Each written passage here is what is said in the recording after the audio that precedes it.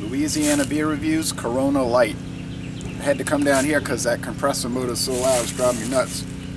They're doing that work over there and they got that nail gun running. Oh well. Almost wanted to go over there out in the sun by the woods. 4.1% alcohol, 99 calories, introduced in 1989 by Modelo, which is since 2013 an InBev brand. It's the #6 import in America and the #1 imported light beer. And this was the first imported beer ever in America to sell 1 million cases in its first year. Not surprisingly, it gets an awful score on Beer Advocate. The bros say it's awful. A 0 out of 100 on Rate Beer, and a 2 out of 100 for the style.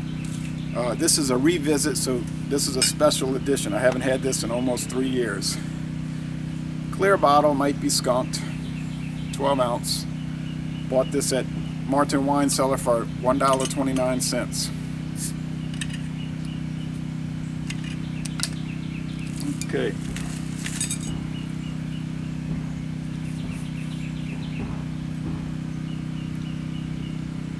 Put in a Anheuser-Busch tasting glass. A lot of smoke. Don't know if you can see that. Figure since Anheuser-Busch InBev bought them, I'll put it in this glass. Okay. Medium white head and a very clear golden appearance. Yes. And bubbly etched bottom. It's making a lot of crackle, but you probably can't hear that with all that noise. Okay, it's a pungent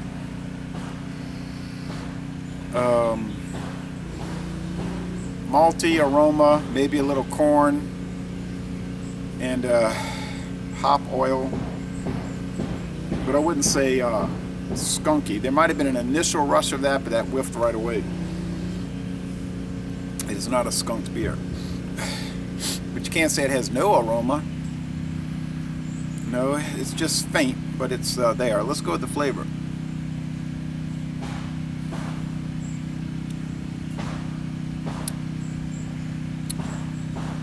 It's like Corona Light. You get faint malts, maybe corn, some paperiness.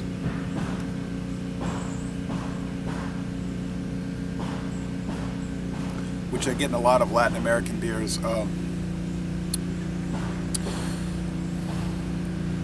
The slightest bit of bitterness, and I mean slight.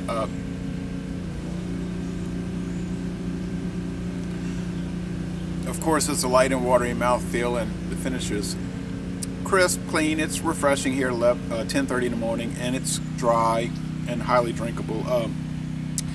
No, it's not as good as the regular Corona, which has pretty good flavor, I think, and body to it. This is just super light version. Like most of the light beers, they're more water oriented than anything, but I don't see why it would get a 0 out of 100. I mean, that seems pretty low.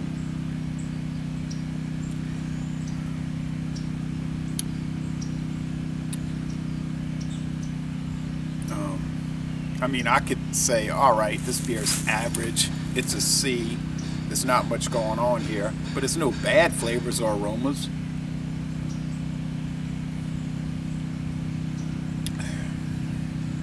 And it does have flavor, just not a lot of it. For a light beer, it's probably more into the A range, like an excellent light beer, go toe-to-toe with any other mass-produced light beers, although, you know, Corona tends to be overpriced because there's a lot of demand for it.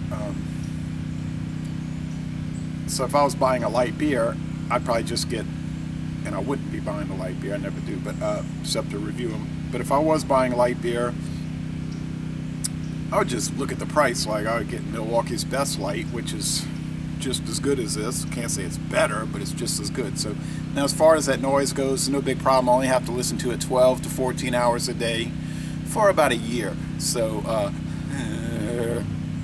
but they are, it's making me go crazy, slow. I'm slowly going insane, but they are doing the work on that house. So I'm glad I revisited this.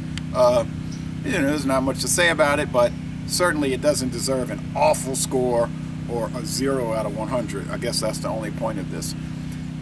And I'm going to end this by saying y'all come on down to slowly warming, and this week's going to be really warm, up to 78, southeastern Louisiana.